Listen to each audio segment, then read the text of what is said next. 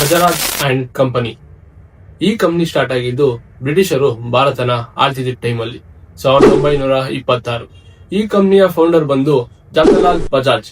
ಇವರು 4 ನವೆಂಬರ್ 1889ರಲ್ಲಿ ರಾಜಸ್ಥಾನದಲ್ಲಿ ಜನಿಸ್ತಾರೆ. ಹಾಗೆ ಇವರು ಫ್ರೀಡಂ ಫೈಟರ್ ಕೂಡ ಭಾಗವಹಿಸಿರ್ತಾರೆ. ಗಾಂಧೀಜಿಗೆ ತುಂಬಾ ಆಪ್ತವಾದವರು. ನಮಸ್ಕಾರ Karnataka, welcome to Karthik on cam. ನಾನಿವತ್ತು ಹೇಳಕ್ ಹೊರಟಿರೋ ಕಂಪ್ನಿ ಬಗ್ಗೆ ಆಲ್ರೆಡಿ ನಿಮ್ಗೊಂದು ಐಡಿಯಾ ಬಂದಿರುತ್ತೆ.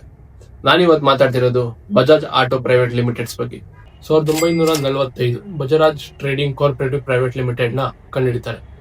ಈ ಕಂಪ್ನಿ ಏನ್ ಮಾಡ್ತಿತ್ತು ಅಂದ್ರೆ 1959 ತನಕ ಇಂಡಿಯಾಗೆ 2 ವೀಲರ್ ಹಾಗೂ 3 ವೀಲರ್ ನ ಇಂಪೋರ್ಟ್ ಮಾಡಿ ಸೇಲ್ಸ್ ಮಾಡ್ತಾ ಇತ್ತು. 1959ರಲ್ಲಿ government of India Bajaj groups ಗೆ ಇಂಡಿಯನ್ ಮ್ಯಾನುಫ್ಯಾಕ್ಚರಿಂಗ್ ಲೈಸೆನ್ಸ್ ನ ಕೊಡ್ತಾರೆ.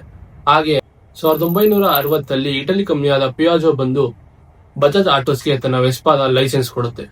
ಆಗಿನಿಂದ ಬಜಾಜ್ ಆಟೋಸ್ ಬಂದು ವೆಸ್ಪಾನ ಇಂಡಿಯಾದಲ್ಲಿ ಮ್ಯಾನುಫ್ಯಾಕ್ಚರ್ ಮಾಡಕ್ಕೆ ಸ್ಟಾರ್ಟ್ ಮಾಡ್ತಾರೆ. 1971ರಲ್ಲಿ ಇಂಡಿಯನ್ ಗವರ್ಮೆಂಟ್ ಯಾವುದೇ ತರ ಫಾರಿನ್ ಕಂಪನೀಸ್ ಜೊತೆ ಪಾರ್ಟ್ನರ್ಶಿಪ್ ನ ನಡೆಸಬಾರ್ದು ಅಂತ ಒಂದು ರೂಲ್ಸ್ ನ ತರುತ್ತೆ. ಆಗ ಪಿಯಾಜೋ ಮತ್ತೆ ಬಜಾಜ್ ನ ಪಾರ್ಟ್ನರ್ಶಿಪ್ ಬ್ರೇಕ್ ಡೌನ್ ಆಗುತ್ತೆ. ಹಾಗೆ 1972ರಲ್ಲಿ ಬಜಾಜ್ ತನ್ನದೇ ಆದ ಓನ್ ಬ್ರ್ಯಾಂಡ್ ಬಜಾಜ್ ಚೇತಕ್ ನ ಲಾಂಚ್ ಮಾಡ್ತಾರೆ. ಈ ಬಜಾಜ್ ಚೇತಕ್ ಮಿಡಲ್ ಕ್ಲಾಸ್ಗೆ ಒಂದು ಸಿಂಬಲ್ ಆಗಿತ್ತು.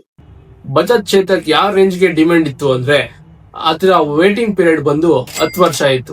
ಅಲ್ಲಿಂದ ಬಜಾಜ್ ಹಿಂದೆ ತಿರುಗಿ ನೋಡಿದ್ದೇ ಇಲ್ಲ. ಈಗಲೂ ಕೂಡ ವರ್ಲ್ಡ್ ಅಲ್ಲೇ ನಂಬರ್ 1 2 ವೀಲರ್ ಮ್ಯಾನುಫ್ಯಾಕ್ಚರಿಂಗ್ ಆಗಿ ಬಜಾಜ್ ನಿಂತಿದೆ. ಇದೇ ತರ ಕಂಟೆಂಟ್ಸ್ ಗಾಗಿ ಕಾರ್ತಿಕ್ ಆನ್ ಕ್ಯಾಮ್ ನ ಫಾಲೋ ಮಾಡಿ. ಕಂಟೆಂಟ್ ಇಷ್ಟ ಆದಲ್ಲಿ ಲೈಕ್ ಮಾಡಿ.